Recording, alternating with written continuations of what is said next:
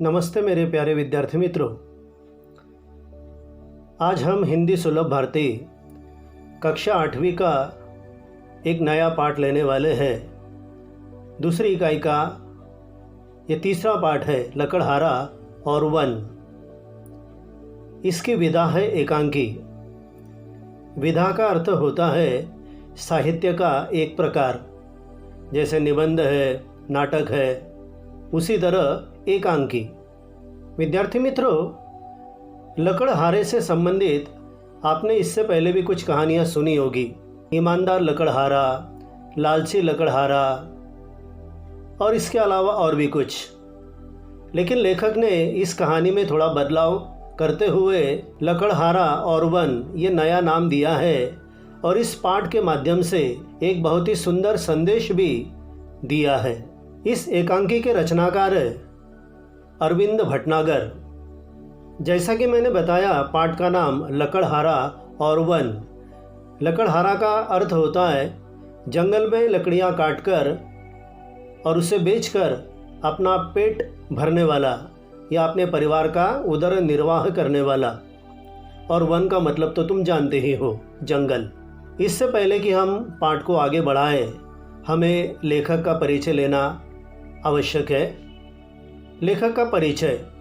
अरविंद भटनागर जी एकांकीकार के रूप में प्रसिद्ध है।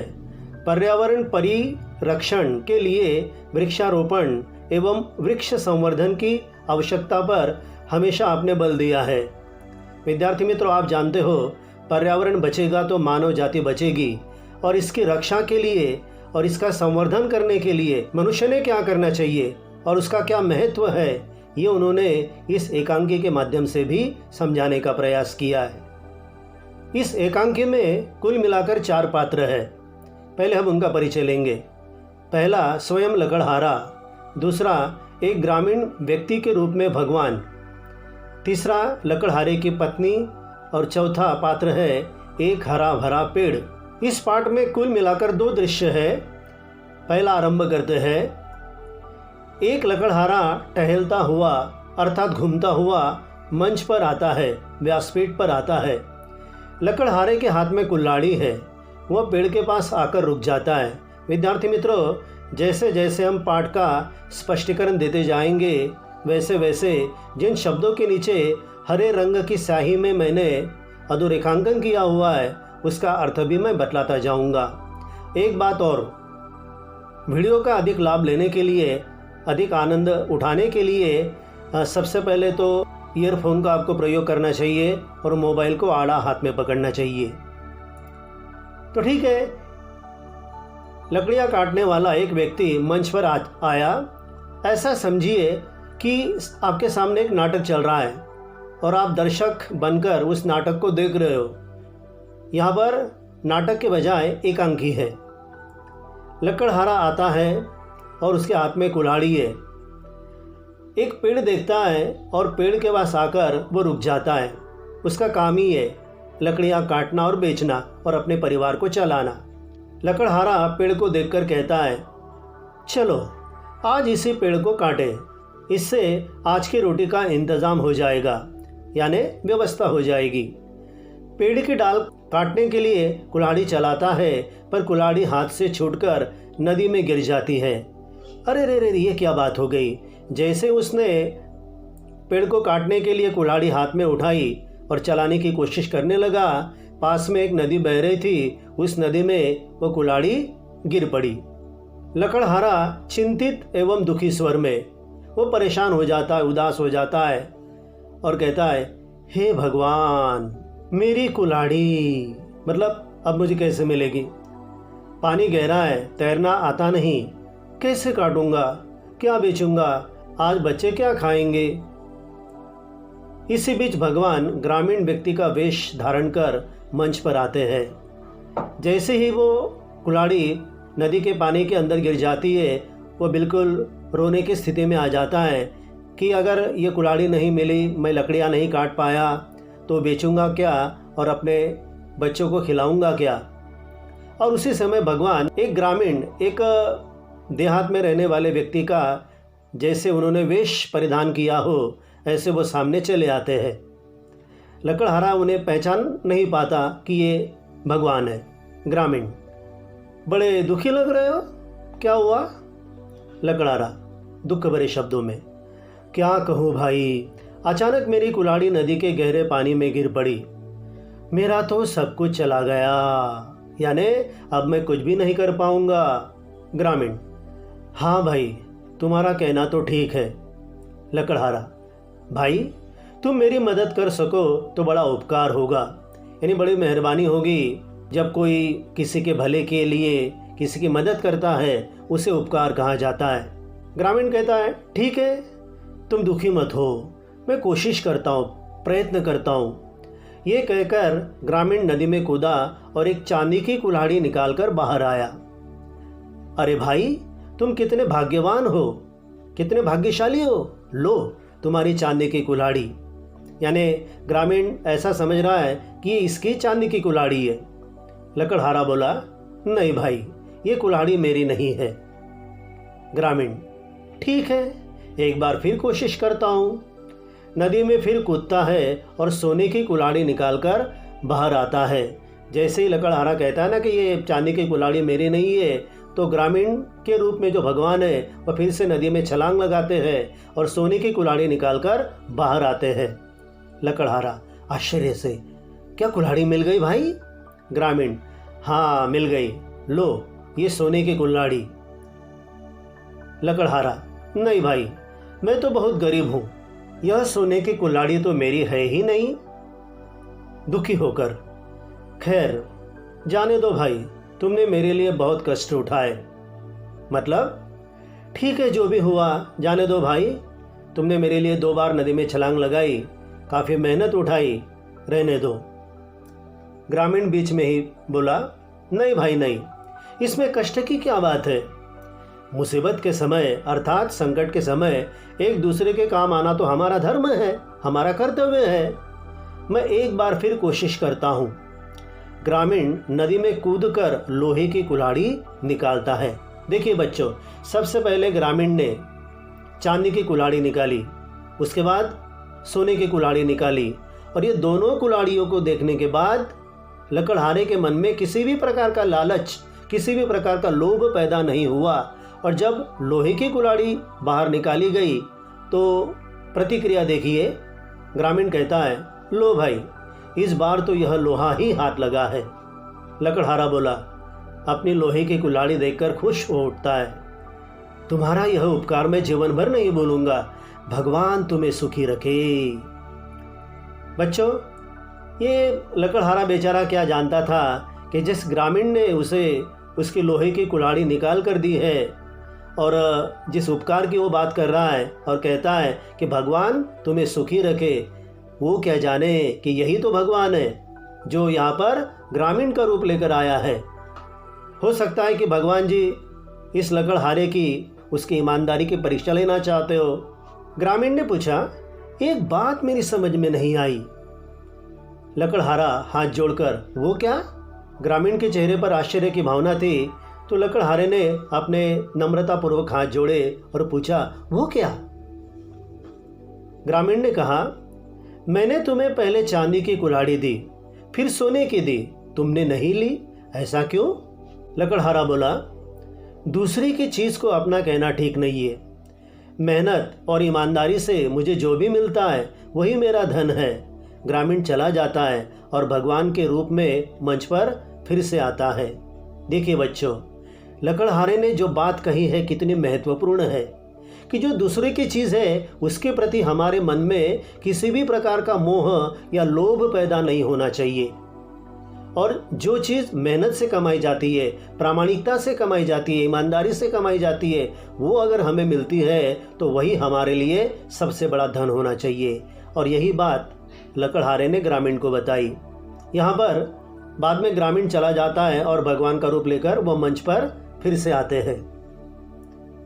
भगवान कहते हैं, धन्य हो भाई, मैं तुम्हारी ईमानदारी से बहुत प्रसन्न हूँ, लेकिन एक शर्त पर, तुम हरे भरे पेड़ों को नहीं काटोगे, न ही लालच में पड़कर ज़रूरत से अधिक सूखी लकड़ी काटोगे। विद्यार्थी मित्रों, यहाँ पर एक बात तुम्हारी समझ में आनी चाहिए कि भगवान ने क्या शर्त लगाई।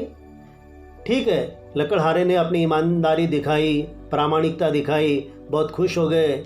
लेकिन एक बात से वो बड़े दुखी भी हो गए थे कि ये लकड़हारे लोग क्या करते हैं, कभी कभी हरे भरे पेड़ों को काटते हैं, उसके लालच में पड़ जाते हैं। हाँ ठीक है, जितनी आवश्यकता है, जितनी ज़रूरत है उतनी तुम काट सकते हो, लेकिन ज़रूरत से अधिक सूखी लकड़ी अगर काटोगे तो वो ठीक नहीं है।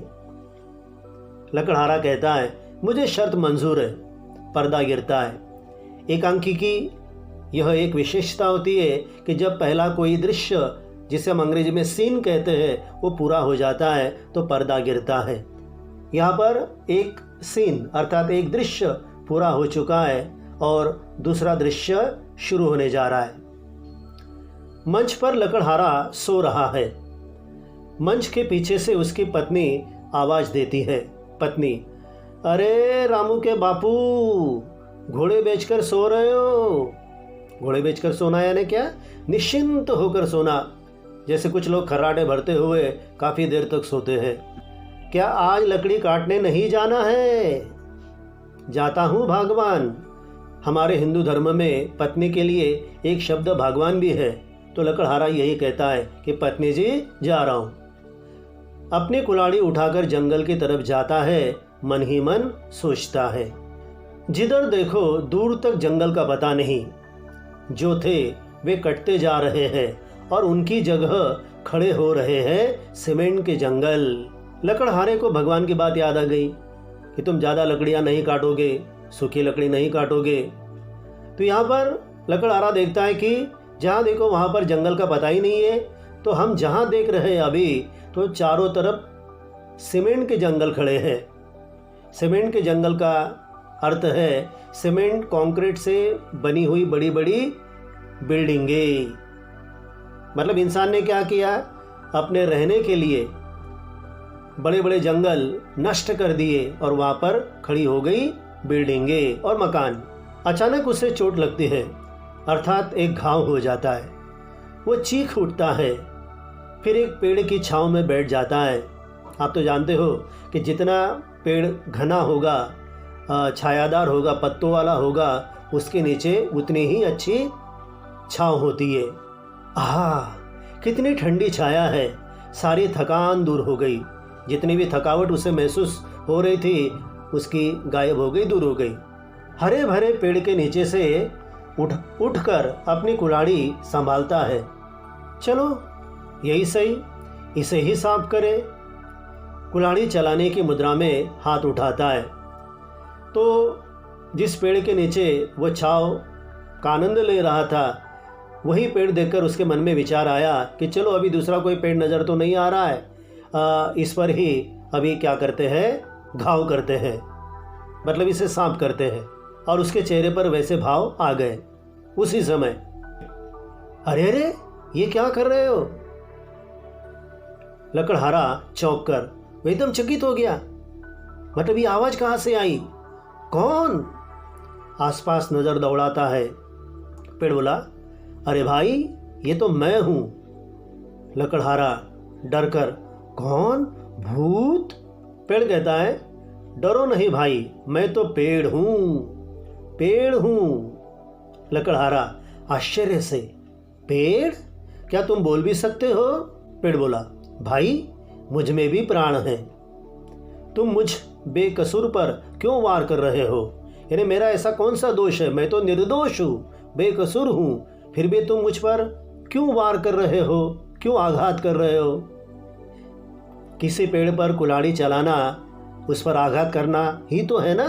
विद्यार्थी मित्रों, चाकू से या छुरी से अगर हम कोई चीज़ काट रहे हैं, प्याज काट रहे हैं या कोई अन्य चीज़ काट रहे और गलती से अगर वो चाकू हमारे हाथ पर लग गया, उंगली कट गई, तो हमें कितना दर्द होता है।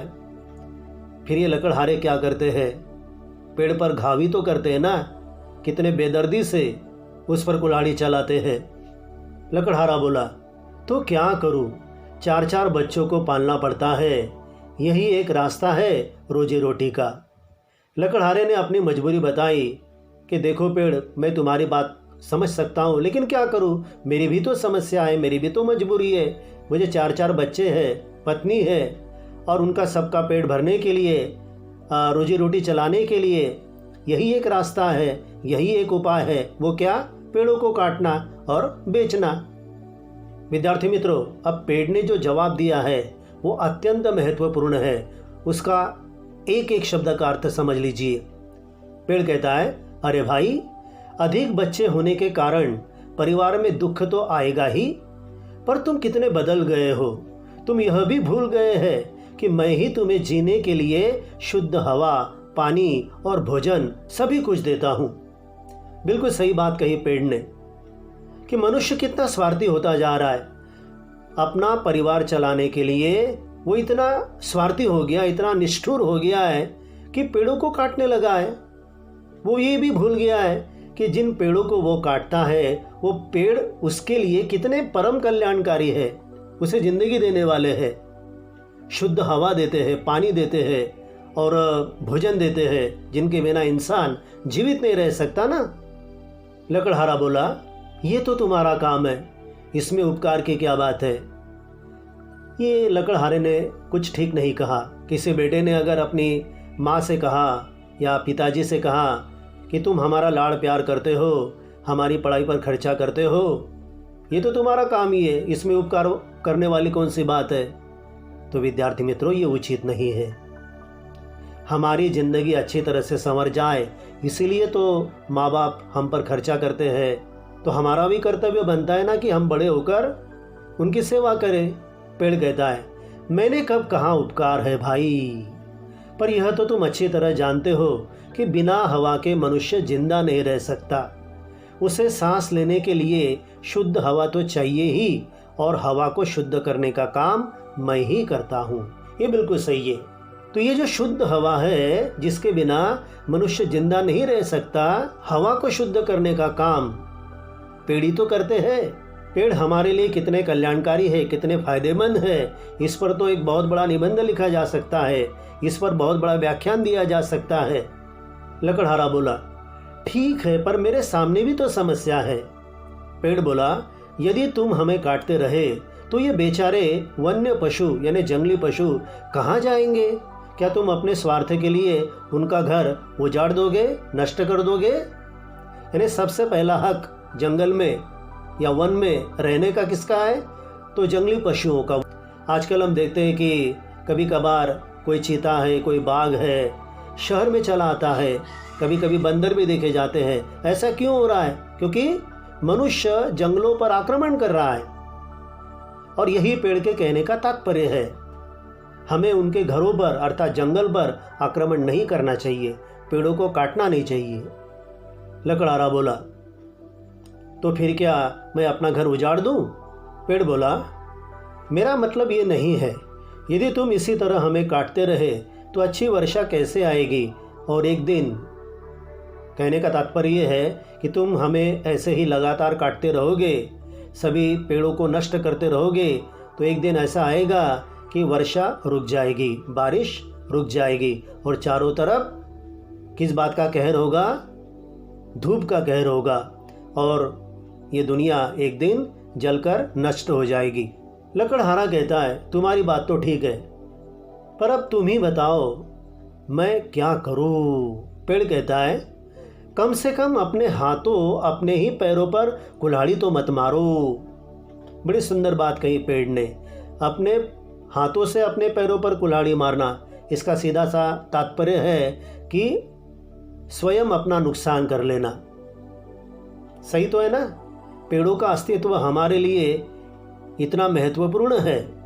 पेड़ों के बिना हम जीवित नहीं रह सकते, हमें शुद्ध हवा नहीं मिल सकती, पानी का प्रबंध नहीं हो सकता, फिर भी हम बिना सोचे समझे पेड़ों को काटते ही जाते हैं। एक प्रकार से हम पेड़ों की हत्या करते हैं, हत्या। तो पेड़ आगे कहता है, कभी हरा भरा पेड़ मत काटो। ये वाक्य महत्वपूर्ण है। चलो भाई, कोई पेड़ है, कभी कभी पेड़ों को भी कोई बीमारी हो जाती है, वो पेड़ अगर सूख गया है तो उसे तुम ज़रूर काट सकते हो, लेकिन जो हरा भरा पेड़ है, फल फूल पत्ते, उस पर सब कुछ है और जो हमारे लिए अत्यंत महत्वपूर्ण है, ऐसे पेड़ों को, छायादार पेड़ों को अगर तुम काटोगे तो ये नुकसानदेह है। उन्हें अपने बच्चों के समान पालो। आजकल तो सरकार यही कहती है ना कि एक व्यक्ति ने कम से कम एक पेड़ लगाना चाहिए।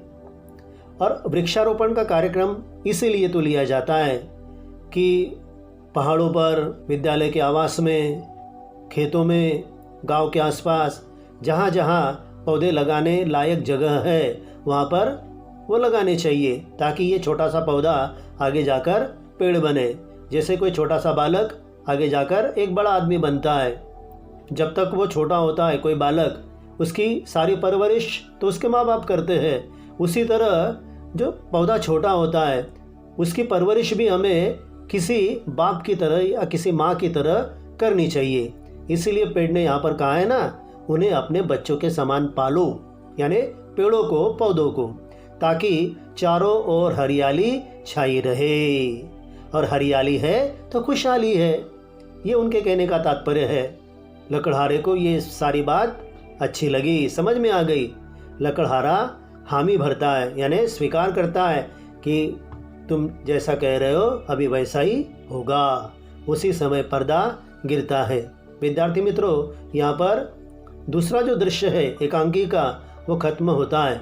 एक बात और, ये सुंदर जो कहानी जैसा पाठ है, अर्थात इस एकांकी में लेखक अरविंद भटनागर जी ने हमें कुछ महत्वपूर्ण बातें समझाई है, कुछ महत्वपूर्ण संदेश दिया है।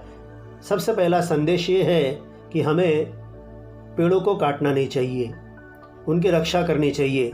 पेड़ बचेंगे तो पर्यावरण बचेगा, और पर्यावरण बचेगा तो मनुष्य जाति बचेगी। तो हमें पर्यावरण की रक्षा करनी चाहिए। दूसरा मुद्दा ये कि ईमानदारी जो है वो मनुष्य का सर्वश्रेष्ठ गुण होता है। हमें किसी भी मोह या लालच में नहीं पड़ना चाहिए, ईमानदारी से काम लेना चाहिए। अगला मुद्दा, अपना परिवार सीमित रखना चाहिए, छोटा रखना चाहिए। आजकल के महंगाई के ज़माने में तो परिवार छोटा ही चाहिए, इसीलिए तो कहा जाता है ना, छोटा परिवार सुखी परिवार। तो विद्यार्थी मित्रों, ये 8वीं की मेरी पहली ही वीडियो है। मैंने कक्षा 7वीं, 9वीं और 10वीं पर कई सारी वीडियोस बनाई है। यूट्यूब पर मेरा जो चैनल है हिंदी शिक्षक, इस पर आप अवश्य अपनी कमेंट भेजिएगा और मेरे चैनल को सब्सक्राइब कीजिएगा। धन्यवाद।